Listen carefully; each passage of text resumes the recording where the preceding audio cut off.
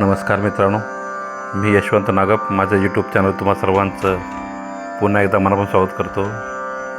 आज आपण आलो आहोत श्री क्षेत्र गगनगिरी आश्रम म्हणजेच कोल्हापूर जिल्ह्यातील गगनबावडा तालुक्यात असलेलं गगनगडा श्री स्वामी गगनगिरी महाराजांचा आश्रम मठ हे पाहायला आलो आहे. गगनगिरी महाराजांचा मठ गगनगड हा सिंधुदुर्ग जिल्हा आणखी गगनबावडा तालुका याच्या सीमेवरती येतो. गडाच्या दोन्ही बाजूनं ते पाहाल तर खोलदरी आहे आणि तिथूनच गगनबावडा घाट म्हणजे जे करूळ घाट आणि भुईबावडा घाट. करूळ घाट हा तळेगाव टू कोल्हापूरला जॉईंट होतो, तर भुईबावडा घाट हा खारेपाटणवरून कोल्हापूरला जॉईंट होतो. तर आपण गडावर चढल्यानंतर उजव्या बाजूला पहिलं आपल्याला लागतं ते म्हसोबाचं मंदिर. म्हसोबाचं दर्शन घेतल्यानंतर आपण गडाच्या पायऱ्या चढायला सुरुवात करतो. तर गडाबद्दल आज आपण माहिती थोडी देण्याचा प्रयत्न करावं. गगनगड आणि गगनगिरी महाराज यांच्याबद्दल थोडी माहिती देण्याचा प्रयत्न करणार आहे मी. ती माहिती मी वाचलेली होती, ती तुम्हाला सांगणार आहे मी. तर चला आपण पाहूया गगनगड. तुम्ही खाली पाहिलात तर तुम्हाला खोल दऱ्या आणि छोटे छोटे धबधबे पाहू शकतो तुम्ही आतमध्ये. वरती जसं काय आभाळाला टेकलं आहे डोंगर, असे वरती धुक्यानं पूर्ण ते हे केलं आहे. तर आपण गगनगडाची माहिती द्यायला सुरुवात करूया. कोल्हापूर जिल्ह्यातील गगनबावडा येथे असला गगनगड हा गगनबावडा किल्ला सुमारे 2110 फूट उंचीवरील एक ऐतिहासिक गिरदुर्ग आहे. हा किल्ला 1150 ते 1190च्या सुमारास शिलाहार राजा भोज दुसरा याने बांधला. छत्रपती शिवाजी महाराजांनी 1658 ते 1660मध्ये हा किल्ला आदिलशाहकडून जिंकून घेतला होता. येथे प्रसिद्ध गगनगिरी महाराज यांचा मठ व गुहा आहे. किल्ल्याबद्दल आणखी माहिती म्हणजेच गडाची उंची तुम्हाला सांगायला 2110 फूट असून तो घनदाट जंगलाने आणि सह्याद्रीच्या पर्वतरांगेने वेढलेला आहे. किल्ल्याचं ऐतिहासिक महत्त्व म्हणजे शिलाहार घराण्यातील यादव महामनी आदिलशाही आणि मराठा साम्राज्यात या किल्ल्याचे महत्त्व होते.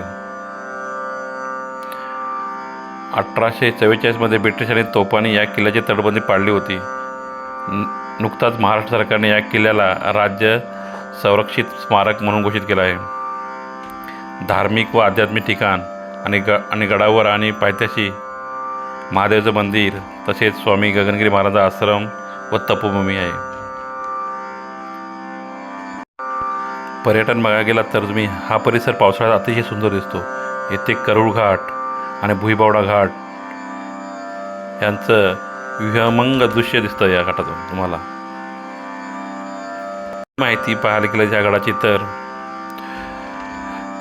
या किल्ल्याची निर्मिती कोल्हापूरचा शिलाहार घराण्यातील राजा भोज दुसरा याने आपल्या राज्याच्या संरक्षणासाठी बांधलेल्या महत्त्वाच्या 15 किल्ल्यापैकी एक होता. साम्राज्याला हा किल्ला छत्रपती शिवाजी महाराजांनी 1658-1660च्या मोहिमेत हा किल्ला मराठा साम्राज्याला आणला. शिवाजी महाराजांच्या काळात आणि नंतर पेशवे काळात या किल्ल्याचा वापर परिसरातील घाटांवर म्हणजेच व्यापारावर लक्ष ठेवण्यासाठी केला जात होता. आणि ब्रिटिशांच्या काळामध्ये म्हणजेच 1844मध्ये कोल्हापूर आणि सावंतवाडी परिसरातील गडकऱ्यांनी ब्रिटिशांविरुद्ध मोठं बंड पुकारलं होतं. या बंडात गगनगड हे महत्त्वाचे केंद्र होते. इंग्रज सैन्याने तोफांचा मारा करून या किल्ल्याची तटबंदी आणि वास्तू उद्ध्वस्त केल्या आणि किल्ल्याला ताबा मिळाला होता. या किल्ल्याची काही आकर्षक वैशिष्ट्य पण आकर्षणे आहेत. गगनबावड्यात एक वाडा आहे. किल्ल्याच्या पायथ्याशी पंत अमात्य गगनबावडा गडाचे जहागीरदार यांचा ऐतिहासिक वाडा आहे. हा वाडा आजही ऐतिहासिक काळाची साक्ष देतो आणि अनेक मराठी चित्रपटाची चित्रीकरण झाले आहे.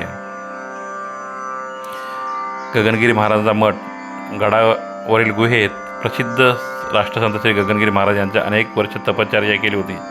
हा आश्रम आता एक पवित्र तीर्थक्षेत्र बनला आहे. तिथे शांतता आणि आध्यात्मिक वातावरण अनुभवता येते. ब्रिटिशांनी किल्ला पाडला असला तरी आजही गडावर जुन्या तटबंदीचे अवशेष, पाण्याचे पाषाणात कोरले टाके आणि काही बुरुज पाहायला मिळतात. गडावरून खाली असलेले कोकणाचे विस्तीर्ण मैदान, करूळ घाट आणि भुईबडा घाटाचे नागमोडी रस्ते अत्यंत सुंदर दिसतात. पावसाळ्यात हा गड पूर्णपणे धुक्यात वेढलेला असतो. येथे पोचायचं कसं तर कोल्हापूर ते गगनबावडा हे अंतर साधारण 55 किलोमीटर आहे. कोल्हापूर गगनबावड्यासाठी नियमित एस टी बस येते. खाजगी वाहने पण मिळतात. ट्रेकिंग करायचं असेल कोणाला तर गगनबावडा एस टी बस स्थानकापासून किल्ल्यावर जाण्यासाठी डांबरी रस्ता आहे. वाहने थेट गगनगडाच्या पायथ्यापर्यंत पोहोचतात. त्यामुळे हा किल्ला चढण्यासाठी फार कठीण नाही. सर्व वयोगटातील लोक इथे येऊ शकतात. पण थोडी माहिती गगनगिरी महाराजांबद्दल घेऊया. स्वामी गगनगिरी महाराज हे प्रसिद्ध नाथपंथीय हठयोगी व आधुनिक संत होते. त्यांचा जन्म 1906 सातारा जिल्ह्यातील मगदूर येथे झाला. त्यांचे मूळ नाव श्रीपाद पाटणकर होते. पाण्यात उभा राहून कठोर तपश्चर्या केल्यामुळे त्यांना जलतपस्वी म्हणून ओळखले जाते. अनेक भक्त त्यांना दत्ताचा अवतार मानतात. 4 फेब्रुवारी 2008 रोजी त्यांनी खोपोली येथे समाधी घेतली. 1906 मनदुरे गाव, तालुका पाटण, जिल्हा सातारा येथे त्यांचा जन्म झाला. त्यांचं पूर्ण नाव श्रीपाद गणपतराव पाटणकर. वयाच्या अवघ्या 7व्या वर्षी त्यांनी घर सोडले आणि 32 शिराळा येथे नाथपंथाच्या मठात प्रवेश केला. तिथेच त्यांनी संन्यास घेतला. त्यांनी कठीण अशा हठयोग आणि साधना केली. ते काळ पाण्यात उभा राहून ध्यान करत असत. त्यांनी संपूर्ण भारतात प्रवास केला आणि अनेक सिद्ध पुरुषांची भेट घेतली. त्यांना दत्तात्रयाचे रूप मानले जाते. त्यांचे महाराष्ट्रात आणि इतर राज्यात अनेक मोठे आश्रम आहेत, जसे की खोपोली आश्रम आणि गगनबावडा आश्रम हे 2 प्रसिद्ध आहेत. 4 फेब्रुवारी 2008 त्यांनी समाधी घेतली आणि ती समाधी महाराष्ट्रातील खोपोली ठिकाणी आहे. गगनगिरी महाराजांना प्रामुख्याने जलतपस्वी म्हणून ओळखले जाते. ते गळ्यात पाण्याचे घागर आणि दगड बांधून नदी किंवा पाण्याच्या प्रवाहामध्ये तासनतास उभे राहून ध्यान करत असतात. त्यांनी जंगले, डोंगर आणि गुहांमध्ये अनेक वर्षे अन्न पाण्याशिवाय कडक साधना केली होती. गगनबावडा येथील घनदाट जंगलात त्यांनी अनेक वर्षे एकांतात घालवली. शरीराला अत्यंत कठीण अशी स्थिती ठेवून मन एकाग्र करण्याची हठयोगची साधना त्यांनी आत्मसात केली होती. त्यांचे 2 प्रमुख आश्रम आहेत. ते गगनगिरी महाराज भक्तांना आध्यात्मिक मार्गदर्शन करण्यासाठी त्यांनी समाजाचे अनेक मुख्य आश्रमाची स्थापना केली होती. खोपोली आश्रम रायगड जिल्ह्यात खोपोलीमध्ये त्याचा एक आश्रम आहे. हा महाराजांचा मुख्य आणि सर्वात प्रसिद्ध आश्रम आहे. पाताळगंगा नदीच्या किनारी हा आश्रम वसलेला आहे. याच ठिकाणी महाराजांनी 4 फेब्रुवारी 2008 रोजी आपली महासमाधी घेतली. येथे दरवर्षी लाखो भक्त दर्शनाला येतात. दुसरा आहे गगनबावडा आश्रम, जो आता आपण पाहतोय हा कोल्हापूर. येथे एक प्राचीन गुहा आहे. ते महाराजांनी अनेक वर्षे अत्यंत कठीण तपश्चर्या केली होती.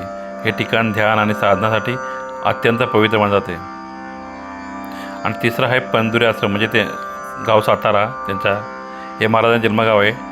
येथे त्यांच्या स्मृतितीर्थ आणि भक्तांच्या सोयीसाठी भव्य आश्रम उभा झाला आहे.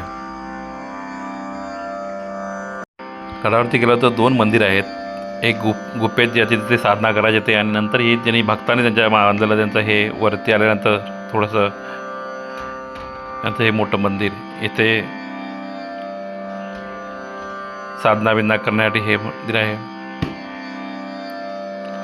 आज श्रावण सोमवार असल्यामुळे गडावरती हवन चालू आहे.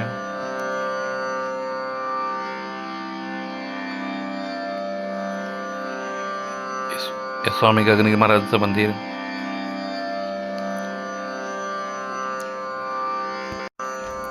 आम्ही लहान असताना शाळेत असताना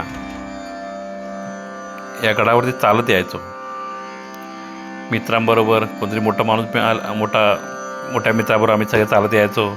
सकाळी यायचो आणि संध्याकाळपर्यंत आम्ही ह्या गडावरती असायचो. चालत येणं म्हणजे आमच्या गावापासून यायला कमसे कम 3 तास लागत असत. गडावरती महाराजांचा एक अश्वावरती बसलेला पुतळासुद्धा आहे. तुम्ही खाली पाहिलं तर तुम्हाला खोल दरी आणि नागमोडी वळणाचे रस्ते जे करूळ घाटात दर्शन होतं.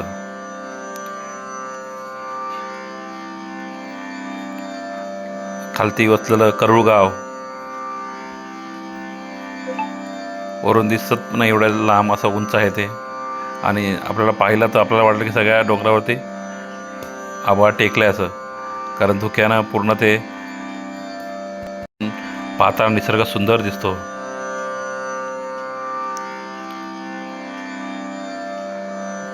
दोन्ही साईडून घाट आहेत, एक साईडून करूळ घाट आणि एक साईडून भुईबोडा घाट.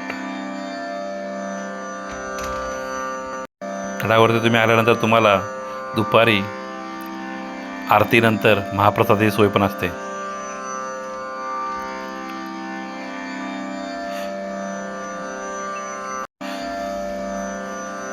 दत्त जयंतीला इथे मोठा उत्सव होतो. खूप भाविक लोक येतात, अगदी लांबून लांबून लोक येतात. पूर्ण गगनबावड्या बसस्टॉपपासून ते गगनगडापर्यंत पूर्ण रोडवरती पूर्ण जत्रा भरली असते.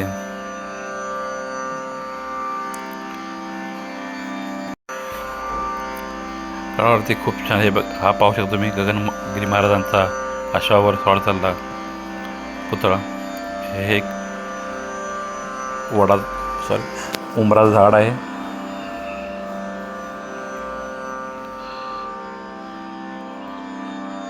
आज स्टेज बांधला त्यांनी तिथे कार्यक्रम, जेव्हा कार्यक्रम असतो तेव्हा तिथे दत्त जयंतीला इथे कार्यक्रमाचं आयोजन करतात, तेव्हा त्यासाठी तो बांधलेला स्टेज आहे. पाहताना एक वाटतं की हे संपूर्ण धुकं लागलं आता साईडून हळूहळू. मगापासून दिसत होतं क्लिअर, आता पूर्ण धुकं लागायला सुरुवात झाली आहे. हा स्टेज आहे आणि ते समोर मंदिर. साईडून तटबंदी आहे आणि वरती तुम्ही पाहिलात तर शंकराचं मंदिर आहे शंकर भगवानांचं, आणि त्याच्यावरती आहे ते मस्जिद आहे.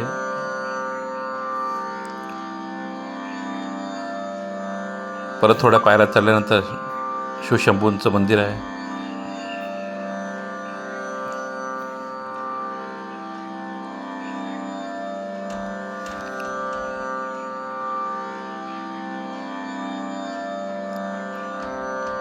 आज श्रावण सोमवार असल्यामुळे शिवशंभूंचं अभिषेक घालायचं काम लोक करत आहेत, तिथले भक्त करत आहेत. आपण दर्शन घेऊया शिवशंभूचं. नंदी,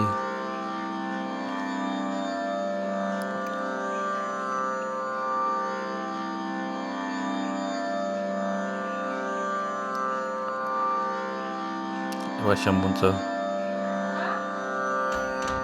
ओम नमः शिवाय शंभूंचं मंदिर. अगदी पेक्षा सुंदर असा हा किल्ला आहे. पावसाळ्यातून पर्यटनासाठी खूप सुंदर, पूर्ण धुक्यामध्ये बसलेला हा किल्ला आहे, गड आहे. आता तुम्ही पाहू शकता हा भुईबोडा साईडून पूर्ण धुकं लागलेला आहे, दिसत नाही इकडचं हे. आणि ह्या साईडून करूळ घाट अजून दिसतोय. सह्याद्रीच्या पूर्ण असा डोंगर रांगा आणि खालती वसलेली कोकणातली गावं, नागमोडी वळणाचे रस्ते घाटमाथ्यावरती. करूळ घाट थोडा खूप त्याला वेडीवाकडे वळणं आहेत, त्यामुळे थोडासा तो डेंजर आहे.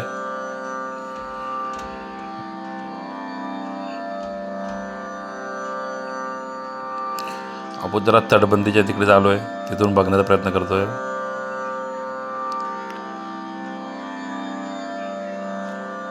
पाऊस लांबून पाऊस दिसतो आपल्याला. हे बघा ह्या साईडून पूर्ण धुकं आहे. भुईबोडा घाटामध्ये पूर्ण धुकं आहे. काही दिसत नाही खालती. पूर्ण धुक्यानं त्याला हे केल्याच्यामुळे खालती काही दिसत नाही आहे. आणि ह्या साईडला धुकं आहे. एका साईडला दिसतंय.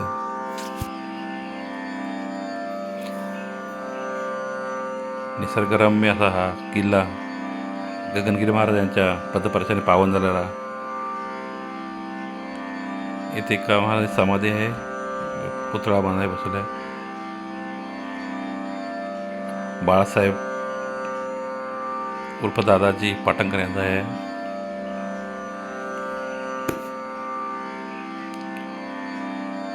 ते वरती तुम्ही पाहिलात तर वरती मस्जिद आहे. पण तिकडे आता धुकं असल्यामुळे आम्ही जाण्याचं वर जात नाही आहे.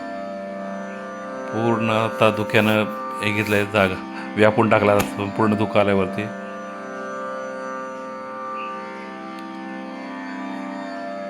त्यामुळं आता मी परतीचा मार्ग स्वीकारतो. वरती जात नाही मी धुकं असल्यामुळे. हे थोड्याशा कार्यक्रमाच्या टायमाला राहणाऱ्या लोकांसाठी शेड मारून ठेवले त्याने. आता थोडं धुकं खाली कमी झालं आहे. तुम्हाला दाखवायचा प्रयत्न करतो पुन्हा. ही बघा मस्जिद आता दिसते. धुकं कमी झाल्यामुळे वरती आहे ती मस्जिद आहे.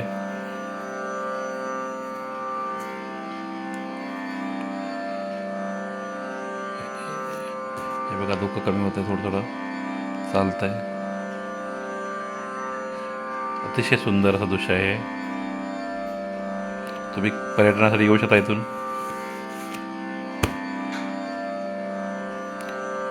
सिंधुदुर्गातून पण येऊ शकता. तिकडून जर तुम्ही वैभववाडीतून यायचं म्हटलं तुम्हाला तर 1-1.5 तासाचं अंतर आहे. तर कोल्हापूरात यायचं म्हटलं तुम्हाला तर कोल्हापूरहूनही 55 किलोमीटर 2 तास लागतात यायला.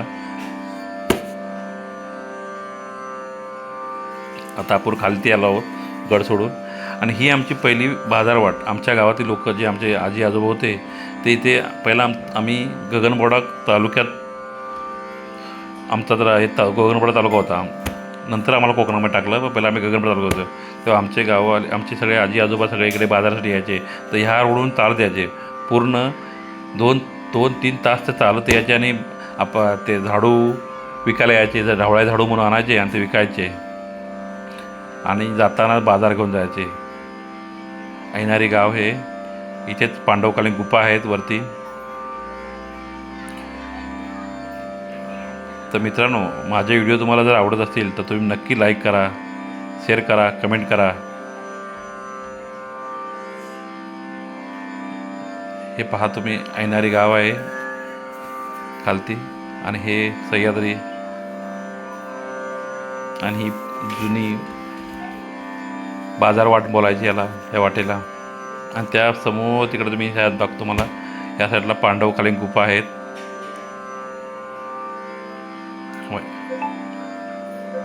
हे बघा इथे पांडवकालीन गुफा आहेत. त्या डोंगराच्या वरती एकदम असं वाटतं की ढग टेकलेत डोंगराला.